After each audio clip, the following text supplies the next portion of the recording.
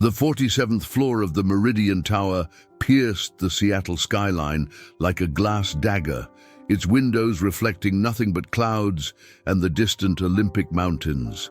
Inside the corner office, Marcus Blackwood sat behind a mahogany desk that cost more than most people's annual salary, staring at numbers that had long since lost their meaning. The quarterly report spread before him showed profits in the hundreds of millions, yet the taste in his mouth was as bitter as the cold coffee that had been sitting untouched for hours.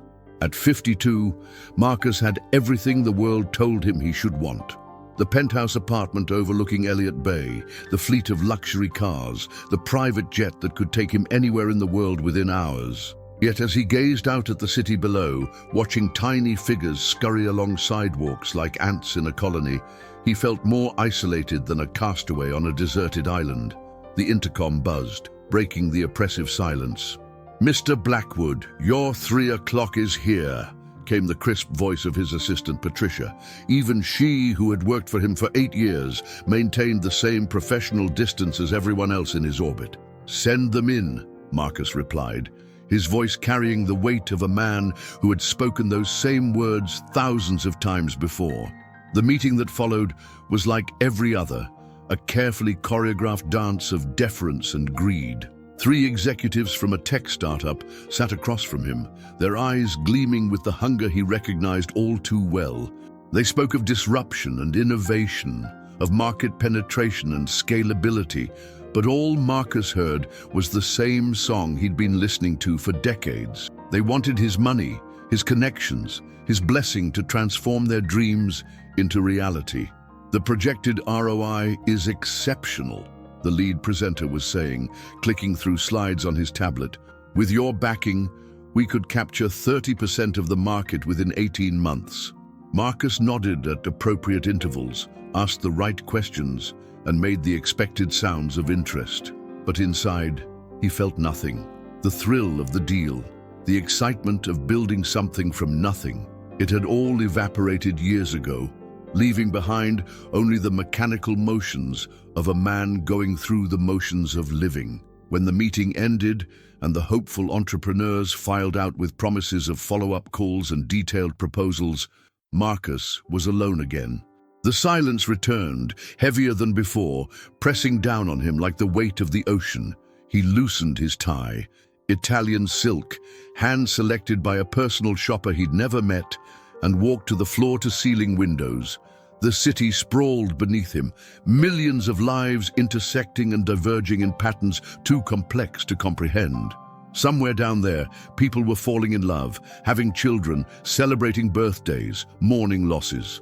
They were living lives filled with connection and meaning, while he existed in a tower of glass and steel, insulated from the very humanity his wealth was supposed to provide access to.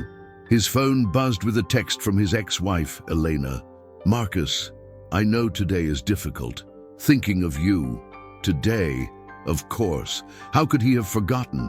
It was the anniversary, 3 years since their son David had died in that senseless accident. A drunk driver running a red light, and in an instant, everything that mattered had been ripped away. Elena had tried to hold their marriage together in the aftermath, but grief had driven them apart like opposing magnets. She'd wanted to talk, to share their pain, to find solace in each other's arms. But Marcus had retreated into work, into deals and acquisitions, and the cold comfort of numbers that never lied or disappointed or died in hospital beds while machines beeped their electronic lullabies. The divorce had been finalized 2 years ago, conducted through lawyers and mediators with the same clinical efficiency as any other business transaction. Elena had taken half of everything, though she'd never wanted the money. She'd wanted him, the man she'd married 25 years ago, before success had calcified his heart into something resembling stone. Now she lived in a modest house in Bellevue, teaching art to underprivileged children and finding purpose in ways that Marcus had forgotten existed. She'd invited him to coffee several times, reaching out with the same gentle persistence she'd shown when they first met in college. But he couldn't bear to see the pity in her eyes, the way she looked at him like a patient who'd forgotten how to heal. As evening approached, the office building began to empty. Marcus watched from his window as employees streamed from the lobby, heading home to families and friends, to dinner tables and living rooms where laughter echoed off the walls. He remained at his desk, working through reports and emails, postponing the inevitable return to his penthouse where silence waited like a faithful dog. It was nearly 10 o'clock when he finally gathered his things. The elevator descended through floors that had long since gone dark, past the security desk where a lone guard nodded respectfully as Marcus passed. The parking garage was a cavern of shadows and echoing footsteps, his Bentley waiting in its reserved spot like a sleeping beast. The drive home took him through neighborhoods where windows glowed with warm light, where families gathered around television sets and kitchen tables. Marcus had driven this route thousands of times, but tonight, the sight of all that domestic happiness felt like salt in an open wound. He pressed harder on the accelerator, eager to escape the reminder of everything he'd lost. His penthouse occupied the entire top floor of the Meridian residences, a monument to architectural achievement and personal isolation. The elevator opened directly into his foyer, where original Picassos hung on walls that never heard voices raised in anger or laughter. The living room stretched out before him like a museum exhibit, perfectly arranged furniture that no one ever sat on, a kitchen that had never known the chaos of family meals. Marcus poured himself 3 fingers of Macallan 25, the amber liquid catching the light from the city below. He stood at the window wall, looking out at the same view he'd paid millions to obtain, and felt nothing but the familiar ache of emptiness. The whiskey burned his throat, but it couldn't touch the cold that had settled in his chest like a permanent winter. Somewhere in the building below, he knew, people were living real lives. The young couple on the 32nd floor who laughed too loudly and played music too late. The elderly woman on the 15th floor who kept a garden on her balcony and hummed while she watered her plants. The single mother on the 20th floor who worked 2 jobs and still found time to help her daughter with homework. Marcus had never spoken to any of them beyond polite nods in the elevator. He was the mysterious millionaire in the penthouse, as remote and untouchable as a figure in a painting. And that was exactly how he'd wanted it. Until tonight, when the weight of his isolation felt like it might crush him entirely. He finished his drink and prepared for bed, going through the motions of a nighttime routine that had become as mechanical as everything else in his life. Tomorrow would bring more meetings, more deals, more opportunities to accumulate wealth that had lost all meaning. And he would face it all alone, just as he had every day for the past 3 years, wrapped in the suffocating embrace of his own success. Maria Santos arrived at the Meridian Tower at 5:30 in the morning, just as she had every weekday for the past 6 years. The security guard, Jimmy, waved her through with a sleepy smile, one of the few people in the building who actually saw her as more than just another piece of the invisible infrastructure that kept the corporate machine running smoothly. "Morning, Maria. How's Isabella doing with her studies?" Jimmy asked, genuine warmth in his voice. "She's doing wonderful, thank you for asking," Maria replied, her English still carrying the musical cadence of her native El Salvador. "She has a big presentation today for her AP history class. She's been practicing all week." Jimmy's face lit up. "That girl's going places. You should be proud." Maria's heart swelled with the familiar mixture of pride and worry that came with being a single mother raising a brilliant daughter in a world that often overlooked people like them. Isabella was everything Maria had dreamed of becoming when she was young, smart, articulate, confident in ways that Maria had never been allowed to be. The service elevator carried Maria to the 47th floor, where she began her daily routine of cleaning the executive offices. She moved through the space like a ghost, emptying trash cans, dusting surfaces, and vacuuming carpets while the city slowly awakened outside the floor-to-ceiling windows. This was her domain in the early morning hours, before the executives arrived with their important meetings and urgent phone calls. Marcus Blackwood's office was always her last stop and always the most challenging. Not because it was particularly messy, the man seemed to live like a monk, touching nothing unnecessarily, but because of the weight of sadness that hung in the air like incense. Maria had been cleaning offices long enough to read the emotional residue left behind by their occupants, and Mr. Blackwood's office reeked of loneliness. She'd watched him over the years, this man who commanded such respect and fear from everyone around him. She'd seen him through the glass walls of conference rooms, sitting at the head of long tables while others hung on his every word. She'd observed him on the rare occasions when their paths crossed in hallways or elevators, noting how people stepped aside and averted their eyes as if he were royalty. But Maria saw something different. She saw the way his shoulders sagged when he thought no one was looking. She noticed how he stared out the windows with the expression of a man searching for something he'd lost. She observed the family photos that had gradually disappeared from his desk over the years, leaving behind only the cold efficiency of a workspace stripped of personal meaning. This morning, as she entered his office with her cleaning cart, Maria immediately sensed that something was different. The air felt heavier, charged with an electricity that made her skin prickle. Mr. Blackwood's desk was more disheveled than usual, papers scattered as if he'd been searching for something important. An empty whiskey glass sat beside his computer, and the leather chair was pushed back at an odd angle, as if he'd left in a hurry. Maria began her work methodically, straightening papers and wiping down surfaces. She'd learned long ago to be invisible, to move through these spaces without disturbing the carefully constructed worlds of the powerful. But as she cleaned, she found herself thinking about the man who occupied this office, wondering what had driven him to such isolation.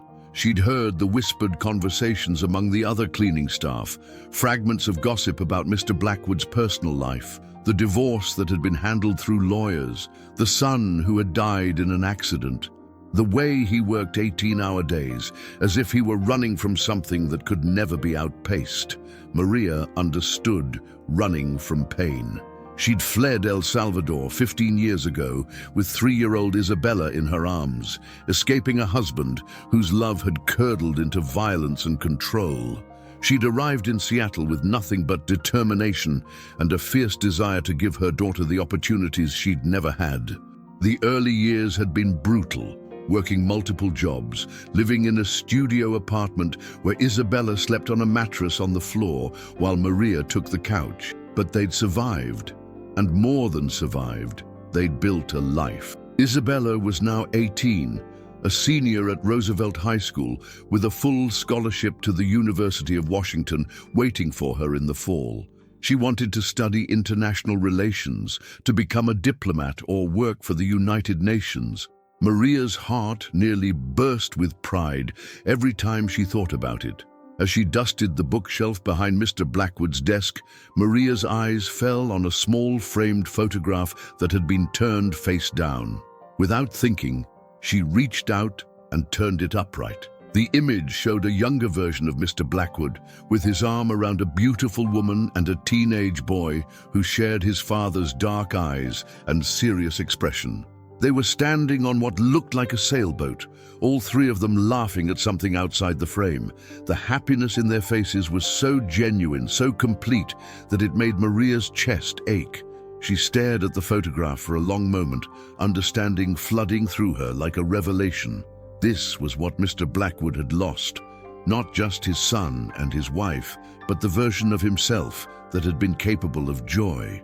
The man in the photograph looked like someone who knew how to laugh, how to love, how to be present in moments of simple happiness. Maria carefully placed the photograph back where she'd found it, but she left it facing up.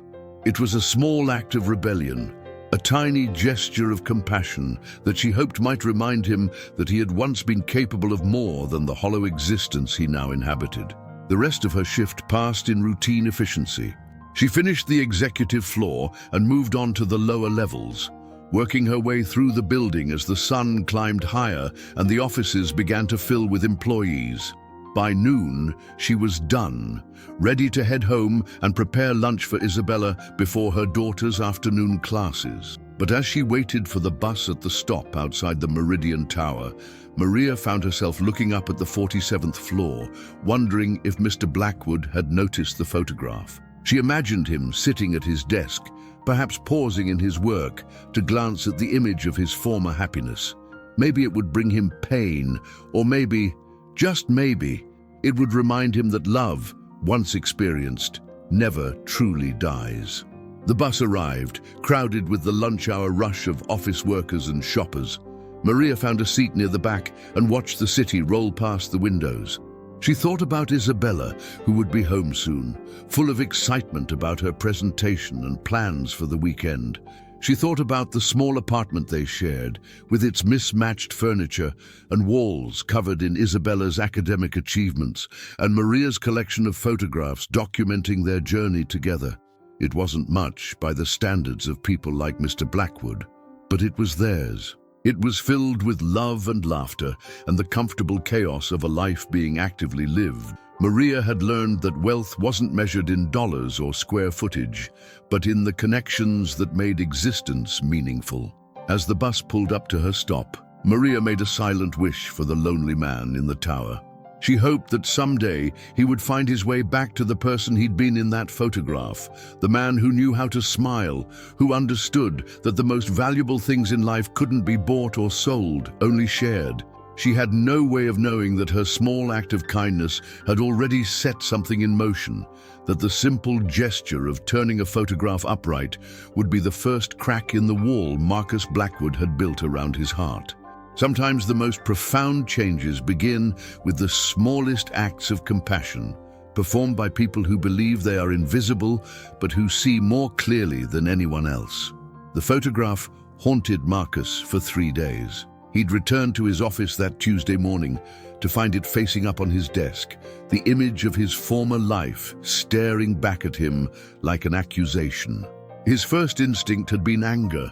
Someone had been going through his personal belongings, violating the carefully maintained boundaries of his private space. But as he reached to turn it face down again, something stopped him. David's smile, frozen in time, captured in that perfect moment when they'd been sailing in the San Juan Islands just months before the accident. Eleanor had been telling one of her terrible jokes, the kind that made David groan and laugh simultaneously. Marcus remembered the weight of his son's shoulder against his arm, the sound of Elena's laughter mixing with the wind and the waves. For 3 days, he left the photograph upright, stealing glances at it between meetings and phone calls. Each time, the image hit him like a physical blow, but he couldn't bring himself to hide it again. It was as if someone had opened a window in a room that had been sealed shut for years, letting in air that was both painful and necessary. On Friday evening, Marcus found himself working late again, the building empty except for the security staff and the cleaning crew.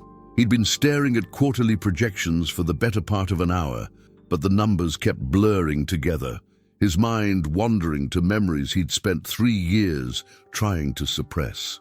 The sound of a vacuum cleaner in the hallway pulled him from his reverie. The cleaning staff, he'd never paid much attention to them before, these invisible workers who maintained his world while he slept.